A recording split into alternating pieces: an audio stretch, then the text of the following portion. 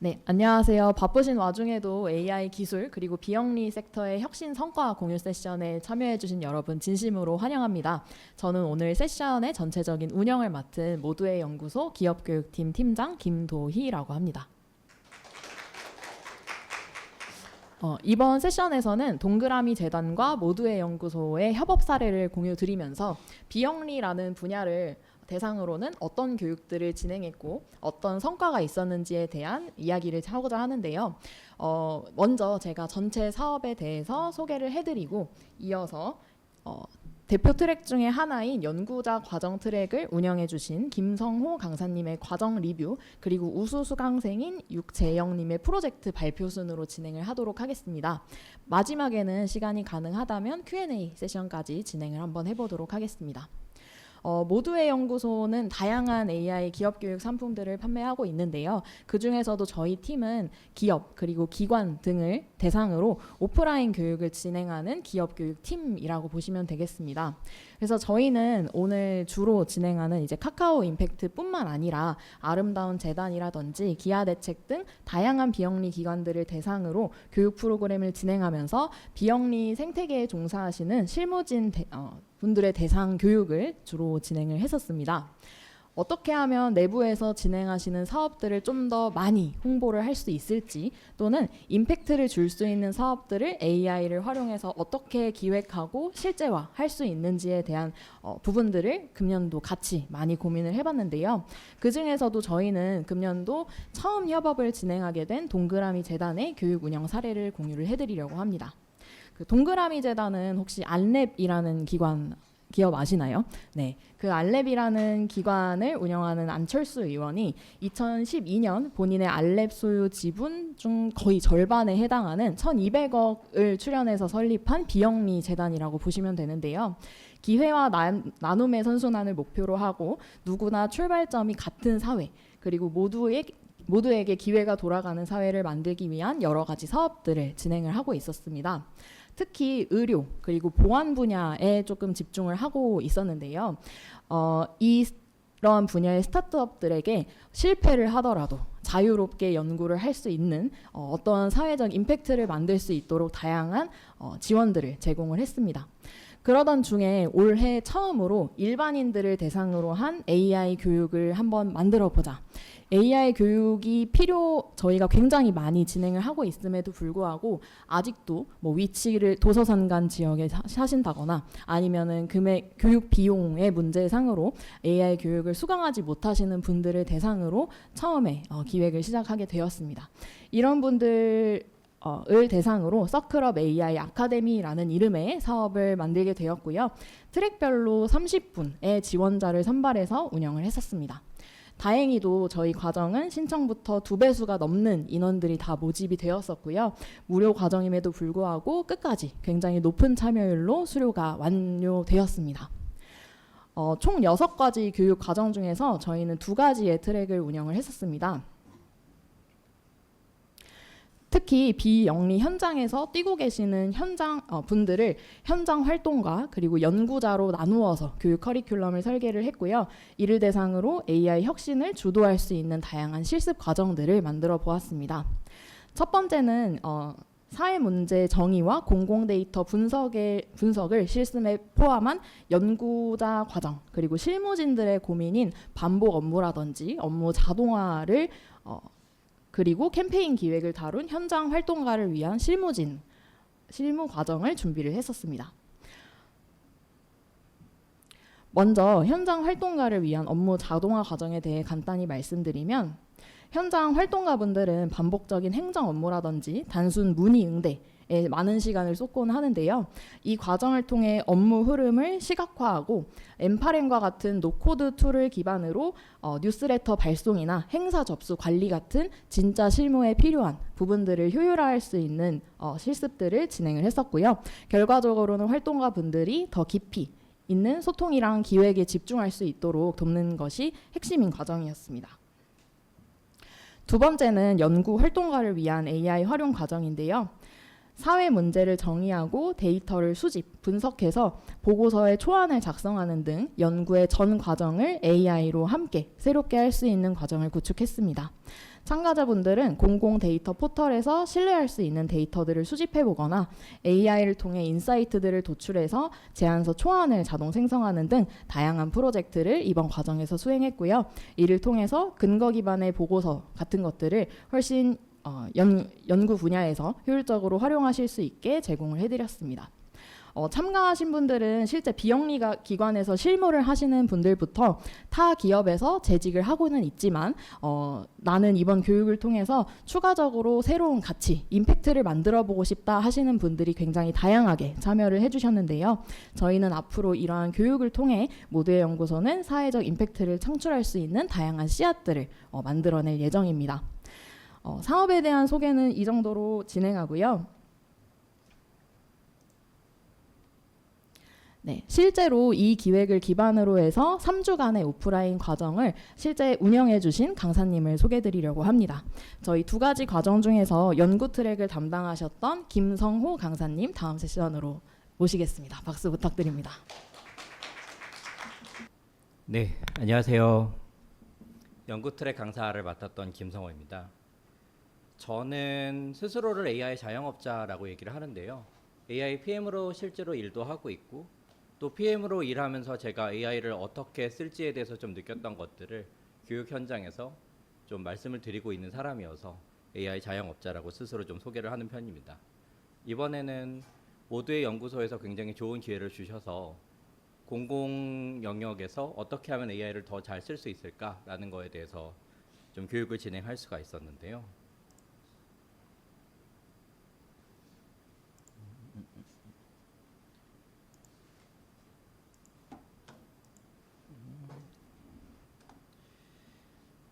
네, 저는 이전에 저도 공공 리서처 역할을 했던 적이 있었거든요. 다들 혹시 아실지는 모르겠는데 UN 미래 포럼이라는 곳이 있었고 박영숙이라는 분이 계속 미래 보고서라는 것들을 좀 펴내는 일들을 하셨었는데 저도 거기에서 같이 리서치를 했던 적이 있었어요. 왜냐하면은 다가올 미래가 좀 어떤지 좀 잘 알 수 없었는데 뭐 학생이지만 여기에 참여해서 좀 내가 갖고 있는 리서치 능력으로 좀 기여를 하면 다른 사람들도 저도 미래를 대비하는 데 좀 도움이 될 수 있을 것 같았거든요. 그래서 좀 더 진정성을 가지고 이번 교육에 좀 임할 수 있었던 것 같고요. 제가 생각했던 문제점은 이런 부분이었는데요. 공공 영역을 하시는 분들이 갖고 계시는 많이 겪는 일들 중에 하나가 공공 영역은 사실 돈이 많이 벌리는 영역은 아니잖아요. 근데 그런 영역에 오면서까지 하고 싶었던 일이 있었는데 막상 가서 하는 일을 보면은 자기가 처음에 하고 싶었던 일들이랑 좀 다른 일들을 많이 하고 계시고 그런 일들에 쌓여서 아 내가 왜 여기에 왔지라는 것들을 좀 느끼게 되고 그래서 원하는 것도 못 얻고 대우나 이런 것들도 썩 좋지 않으니까 많이 중간에 좌절하시는 것들을 예전에 제가 그쪽 영역에 있었을 때 좀 봤었거든요. 그래서 저도 이분들이 이렇게 매일 좀 자주 하는 일들을 어떻게 하면 좀 자동화시켜드리고 덜어드리고 그래서 하고 싶은 일에 좀 더 집중하실 수 있게 도울 수 있을까에 좀 집중을 했었습니다. 그런데 좀 문제가 있었는데요. 앞서 매니저님께서도 소개해 주신 것처럼 저희는 공공 영역에 대해서 관심 있으신 분들만 오겠지라고 생각을 했는데 요새 AI에 대해서 다들 관심을 갖고 계시니까 너무 많은 분들이 모두의 연구소에서 AI에 대한 교육을 한대 이걸 이렇게 교육을 받을 수 있는 기회구나 그래서 쭉 다 오셨던 거예요. 그래서 교육을 진행하는 입장에서는 어떻게 공공 영역에 해당하는 분들께도 도움을 드리고 공공 영역이 아닌 부분에 계신 분들도 만족시킬 수 있을까라는 것들을 좀 고민해야 됐었고요. 그래서 제가 좀 고민을 하다가 생각을 했던 게 공공 영역에 있는 부분이랑 사적 영역에 있는 분들이 똑같이 해야 되는 일이 있어요. 사실은 거의 모든 직장인들이 해야 되는 일이 있는데 바로 문서를 쓰는 거거든요. 근데 문서를 쓰는 거는 사실은 챗GPT가 그냥 다 써주지 않을까라고 생각을 하지만 AI를 조금 정교하게 쓰는 입장에서는 설득하기 위해서 문서를 쓸 때 처음부터 타겟을 잡아서 어떤 데이터들을 수집할지 그리고 그 데이터들을 어디에서 가져올지 그리고 그런 것들을 분석할지 이런 거 하나가 다 여러 가지 공수가 드는 일인데 그것들을 다 자동화를 시켜서 훨씬 더 편리하게 해드릴 수 있거든요. 그리고 마지막에는 시뮬레이션을 통해서 어떻게 하면은 이분들이 보통 내가 보고서를 누군가에게 낼 때 설득하려고 낼 때 내기 전에 약간 걱정도 되잖아요. 이게 괜찮을까? 과연 이게 잘 먹힐까? 이런 것들에 대해서 한 번, 두 번 누군가의 피드백을 받으면은 좀 마음이 편안해지는 경험들이 다들 있으셨을 거예요. 근데 그런 것들을 AI가 생각보다 되게 잘 해줄 수 있거든요. 그래서 그 부분까지 포함해서 교육을 한번 진행을 해봤었습니다. 그래서 우선은 제가 사실 말씀드렸던 거는 많은 분들이 일단 AI를 쓴다라고 하면 GPT부터 키고 채팅창에 뭐부터 치세요. 근데 사실은 그게 꼭 답이 아니거든요. AI는 마치 외주 작업자와 같아서 각자 잘하는 일들이 있고 그 잘하는 일들에 대해서 했을 때 제일 극대화될 수 있는 것 같아요. 써보니까. 그래서 먼저 GPT를 키고 치시기 이전에 이게 GPT로 해야 되는 일인지부터 판단할 수 있게 좀 도와드리고 싶었고요. 그래서 저는 처음에 각 AI가 어떤 차이들이 있고 어떤 것들을 잘하고 이런 부분들에 대해서 좀 상세하게 설명을 드렸어요. 왜냐하면 그렇게 해야지 GPT를 쓰다가 어느 날 GPT에서 무슨 기능이 막혀버리고 제미나이만 남았을 때 지금 GPT를 쓰던 사람들은 나 여기 내가 하던 거 다 있는데 나 이제 다시 AI 처음부터 시작하겠네 라고 되게 당황하실 수 있잖아요. 특히 공공 영역에 계시는 분들은 주로 무료로 쓸 수 있는 AI 서비스들을 많이 찾아서 쓰시게 될 텐데 그럼 필연적으로 많이 옮겨 다니게 되실 수 있다라고 생각을 했거든요. 그래서 먼저 각 AI의 특징이 어떤 것들이 있고 무엇을 잘하는지에 대해서 좀 설명을 드렸고요.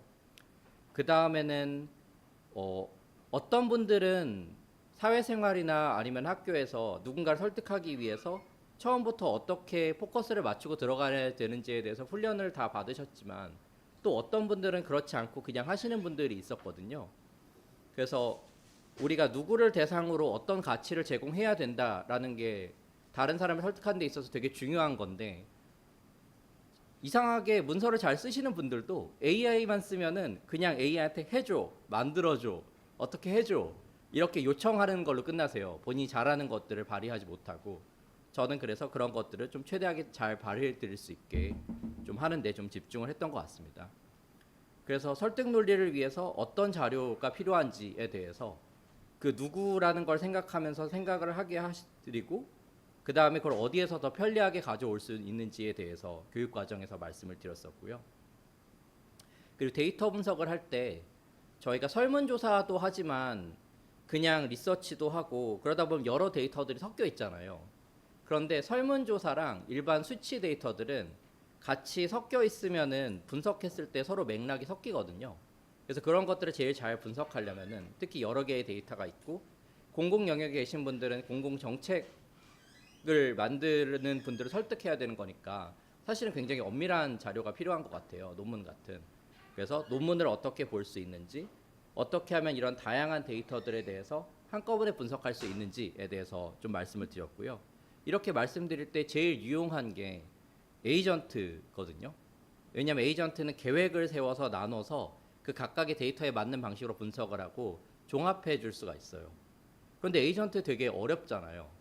그래서 일반적으로 AI를 쓰시는 분들도 약간 지뢰 에이전트 그러면 나 거기까지는 못해. 나는 GPT랑 GPTS랑 뭐 그 정도면은 나는 좋게라고 생각하시기 되게 쉬운데 막상 해보면 되게 아무것도 아니거든요. 요새 점점 도구들이 좋아져서 구글의 안티그래피티 같은 경우에는 그냥 쓰면은 잘 쓸 수 있어요. 그래서 그런 것들을 쓰고 효능감을 좀 느낄 수 있게 해드리는 거에 좀 집중을 했었던 것 같고요. 그 다음에는 보고서를 작성하고 아까 말씀드렸던 것처럼 자신감을 가질 수 있게 시뮬레이션을 통해서 예를 들어서 우리가 설득해야 되는 사람이 뭐 부천시장이다 아니면 어떤 사람이다 그러면은 그 시장은 어떤 것들에 관심이 있고 어떤 특성들이 있고 이런 페르소나를 미리 시뮬레이션하는 거에 녹여서 내가 말하고자 하는 내용을 그 시장 챗봇이랑 같이 얘기하다 보면은 사람이 약간 감이 생기거든요. 이렇게 얘기하면 좋겠다. 이렇게 얘기하면 좀 설득이 될 수 있겠다. 그렇게 예방주사를 한두 번 맞고 나면은 정말 공공 영역에 필요한데 설득을 못해서 잘 안 되는 일들도 좀 잘 설득을 하실 수 있을 거라고 좀 생각을 했어요. 그리고 요새 굉장히 노트북 LM을 통해서 슬라이드를 만드는 것들이 유행하고 있는데 저는 이렇게 만들었을 때 되게 단점은 노트북 LM은 뭔가를 너무 많이 만들어 주거든요. 근데 때로는 되게 정보만 간략하게 전달하는 슬라이드가 필요할 수 있는데 노트북 LM은 편집을 할 수 없어요. 그래서 우선은 간단하게 만들 수 있는 노트북 LM으로 하는 걸 말씀을 드리고, 그리고 그 이외의 부분들에 대해서도 무료로 지금 구글 캔버스를 쓸 수가 있거든요. 그 캔버스를 통해서 어떻게 구조화해서 슬라이드를 만들 수 있는지에 대해서 좀 설명을 드렸던 것 같아요. 그래서 그렇게 하면서 당연히 LLM도 쓰고, 그리고 LLM을 쓰면서도 뭐 제미나이도 쓰고 GPT도 썼었고요. 그리고 GPT-S도 시뮬레이션을 하면서 좀 썼었고, 논문을 검색하기 위해서 GPT-S의 좀 특별한 한 종류인 논문을 검색할 수 있는 컨센서스라는 애를 썼었고요. 그리고 여러 데이터들을 구글 드라이브에 올려놓으면은 한꺼번에 분석할 수 있는 AI 에이전트까지 이 AI의 크게 세 가지 인터페이스들을 모두 좀 경험할 수 있게 도와드릴 수 있었던 것 같습니다. 그리고 마지막에는 직접 문제를 좀 풀어보게 좀 하면서 했어요. 제가 예전에 모두의 연구소가 지금처럼 기업 교육을 하지 않을 때 모두의 연구소에서 공부를 했었는데요. 되게 좋았던 것 중에 하나가 언러닝 혹은 아니면 플립드 러닝이라는 거였거든요. 실제로 내가 문제를 풀면서 그걸 통해서 배움을 얻고 시행착오를 다시 하고 또 배움을 얻고 이렇게 강화하는 방식인데요.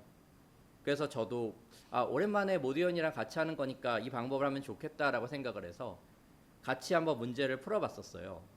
그 문제가 최근에 종묘를 세운상가와 관련해서 세운상가를 개발하면 종묘가 가려질까 아닐까에 대해서 좀 사회적으로 큰 이슈가 있었잖아요. 그래서 하나의 편을 정해서 필요한 데이터가 무엇인지 가져오게 하고 그걸로 보고서를 작성하게 하고, 그리고 실제로 그 시장에 대한 것들을 시뮬레이션에서 좀 설득하게 하는 그런 것들을 한번 했었고, 그런 과정들을 거치면서 처음에는 되게 어려워하셨던 분들, 저는 그냥 GPT만 들으러 왔어요 하셨던 분들도 좀 표정이 밝아지는 것들을 경험할 수 있었던 것 같습니다. 그래서 결과적으로 교육을 다 끝난 다음에 지금 돌아보니까 좀 느끼는 건데, 저는 남이 만든 프롬프트를 복사 붙여넣기 하는데 많은 분들이 좋은 프롬프트를 가져오는데 되게 필요성을 많이 느끼시는데, 사실 진짜 느는 거는 어설프더라도 직접 프롬프트를 쓰면서 점점 나아질 수 있는 거라고 생각을 하거든요. 그리고 이번 교육을 들으셨던 분들 중에서 나이가 젊고 AI를 잘 쓰시는 분들이 아니고 한 번도 써보시지 못한 분들도 많이 계셨고 50대인 분들도 계셨어요. 그래서 그런 분들도 이렇게 좋은 올바르게 교육을 하면 AI에 대해서 써보실 수 있고 본인이 갖고 있는 도메인 지식을 10분 활용해서 더 공공적으로도 아니면 업무적으로도 좀 기여하실 수 있다라는 좀 확신을 느낄 수 있었고요. 그래서 기존의 경험과 지식을 활용해서 AI 시대에 이분들이 좀 어떻게 할 수 있을까에 대해서 저도 좀 같이 생각을 해볼 수 있었던 것 같습니다. 그래서 다음 차례로 배움을 실천으로, 처음에는 GPT-S 어떻게 하는지 잘 모르겠어요 라고 저한테 메일을 주셨던 분이 끝내는 자기가 필요한 서비스까지 저한테 만들어서 이렇게 해도 될까요? 라고 하셨던, 저희 교육을 수강하셨던 분이 계시거든요. 그래서 AI를 잘 모르던 분이 교육 후 용기 있게 시도하면서 성장한 감동적인 스토리, 육재영님 큰 박수로 맞아주시면 감사하겠습니다. 네, 안녕하십니까. 발표를 맡은 육재영입니다. 네, 혹시 머릿속에 떠오르는 아이디어가 기술이라는 벽에 부딪혀서 실현되지 못했던 경험 다들 한 번쯤 있으실까요? 네, 저에게는 그 답답함이 굉장히 일상이었습니다. 저는 외국어 고등학교를 졸업하고 문과대학에서 국제통상학을 전공했습니다. 23, 제가 처음 가졌던 직업은 공항 항공사를 다녔었고요. 고객 서비스 담당자였습니다. 이렇듯 저희 이력에서 볼 수 있듯 저는 문과 중에 완전 문과고 AI 또는 IT와는 거리가 굉장히 먼 사람이었습니다. 오히려 친구들 사이에서는 문찐이 제 별명이었는데요. 문명 찐따, 문과 찐따 이런 것이 저를 제일 나타내는 수식어였습니다. 그렇지만 이제 그 다음 회사에서 보안을 담당한 것을 기점으로 변화가 시작되었습니다. 보안 점검표를 수정하던 중 이걸 한 사람이 이렇게 많은 책을 보고 다 수정을 한다고? 라는 생각을 하면서 더 효과적인 방법에 대한 고민을 시작했고 더 빠른 해결법을 고민해가며 아이디어를 실현시키고 싶다라는 목표를 갖게 되었습니다. 그리고 공부를 해나가며 점점 AI와 IT의 재미를 느꼈습니다. 저는 기술에 대한 지식이 전무한 상태에서 이 교육을 시작했습니다.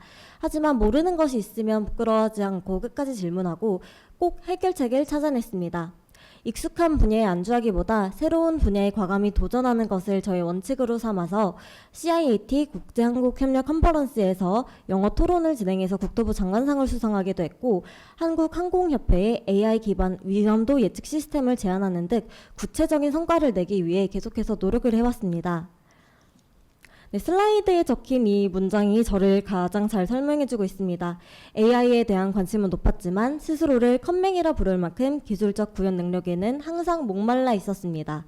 이 지독한 갈증이 저를 끊임없이 나아가게 만든 가장 강력한 원동력이었습니다.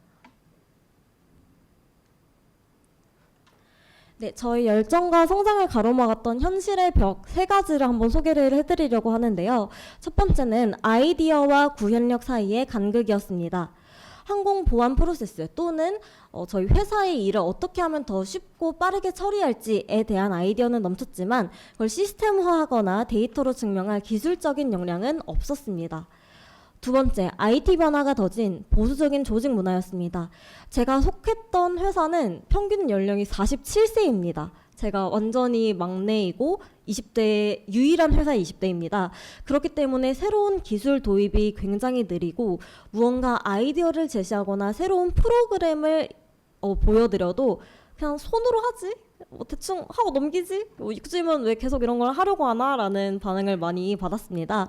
그래서 항상 제안을 해도 허공에 외치는 메아리처럼 느껴졌고 이런 분위기 때문에 무언가 새로운 것을 제안드리기가 좀 어려웠습니다. 마지막으로 가장 현실적인 문제였던 학습 시간의 부재였습니다. 저희 회사는 퇴근 후에도 잔업을 해야 되고 주말에도 당직을 해야 되고 거의 24시간 항공 대기조로 있어야 되는 업무 환경을 가지고 있는데요. 그렇기 때문에 공부할 시간을 확보하는 것 자체가 하나의 큰 과제였습니다. 같은 팀원들의 눈치를 보면서 컨퍼런스에 참여하고 어렵게 얻은 수상 내역조차 너 회사 일 안 하고 뭐 했어? 라는 얘기를 들을까봐 숨기면서 몰래 공부를 했습니다. 하지만 KCA의 AI 국민참여단, 관광산업 DX 프로젝트 등 틈나는 대로 대외 활동에 참여하면서 역량을 쌓아나가려 노력했습니다. 네, 그렇게 노력해서 제가 직접 기획하고 프로토타입을 구현한 항공보안 AI 라운지를 만들게 되었습니다.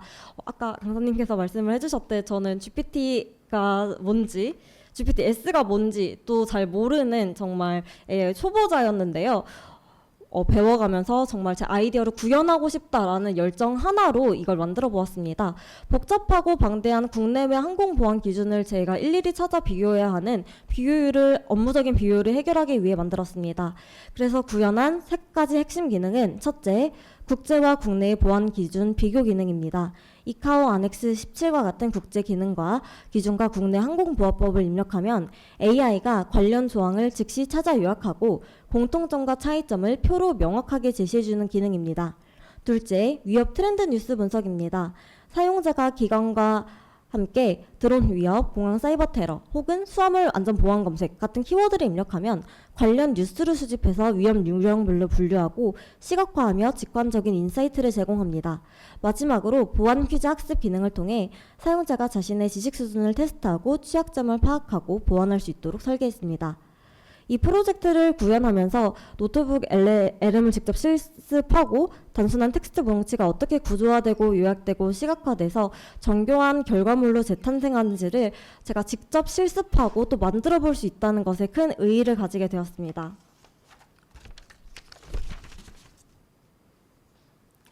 이러한 경험들을 통해 저는 저의 다음 목표를 명확하게 설정했습니다. 바로 보안 전략 전문가가 되는 것입니다. 그리고 이 목표의 중심에는 저의 확고한 핵심 철학이 자리 잡고 있습니다. 바로 AI는 인간의 전략적 판단을 대체할 수 없다라는 것입니다. 저는 AI가 모든 것을 결정하는 미래를 꿈꾸지 않습니다. AI는 복잡한 법규를 신속하게 해석하고 인간이 놓칠 수 있는 데이터 속 패턴을 찾아내는 강력한 보조 도구로서의 역할만 해야 합니다. 최종적인 전략 방향을 설정하고 그 결과에 대한 책임을 지는 것은 온전히 통찰력 그리고 윤리 의식을 갖춘 인간의 몫이라고 믿습니다. 이 비전을 실현하기 위해 저는 5단계의 구체적인 로드맵을 그렸습니다. 첫째, 전문성 심화입니다. 제가 오늘 아침에 새벽에 일어나서 바로 면접을 보고 왔는데요. 지금 중앙대학교 보안대학원 면접을 보고 왔습니다. 산업기술보호학과에 진학해서 산업보안과 핵심 기술 보호에 대한 학문적인 깊이를 더하고 싶습니다. 둘째로는 실무 적용입니다. 기업이나 연구기관에서 정보보호 정책을 직접 수립하고 보안 전략을 기획하는 실무 경험을 쌓겠습니다. 셋째, 사회적 기여입니다. 저의 전문성을 국가 경쟁력과 직결되는 핵심 자산을 보호하는 데 사용해 사회에 기여하고 싶습니다. 넷째로는 가치 확산입니다. 현장에서 얻은 지식과 경험을 교육과 강의를 통해 공유하며 현장의 보안 인식을 높이고 올바른 정책이 확산되도록 돕겠습니다. 마지막으로 소통 역량을 강화하고 싶습니다. 제가 고객 서비스 담당자로 계속 일해 오면서 소통에는 정말 자신이 있었는데요. 이번에는 저의 이 소통 능력을 전략과 합해서 이해관계자들을 설득하는 데 사용을 하고 싶습니다. 오늘 이렇게 면접을 준비를 하고 제 여정을 다시 읽는 과정에도 AI를 사용했는데요. 바로 오늘 있었던 보안대학원 면접에 있어서 교수님들을 AI 속 데이터로 만들어서 그 시뮬레이터를 한번 만들어서 보안대학원 면접 연습을 했습니다. 교수님 성함을 입력을 하면 AI가 각각 그 교수님의 성향을 잘 나타낸 질문을 저에게 던져주고 제가 그거에 대해서 답변을 하면 피드백을 주는 방식으로 연습을 했었는데요. 이렇듯 저희 생활 속에서 굉장히 많은 도움을 받고 있기 때문에 저 또한 이걸 가지고 많은 강의와 나눔을 진행하고 싶습니다. 그래서 저희 여정은 이제 시작이라고 생각합니다. 저희 최종 목표는 AI가 대신 판단하는 시스템이 아닌 AI를 도구로 활용해 더 나은 전략을 설계하는 전문가가 되는 것입니다. 네, 경청해 주셔서 감사합니다.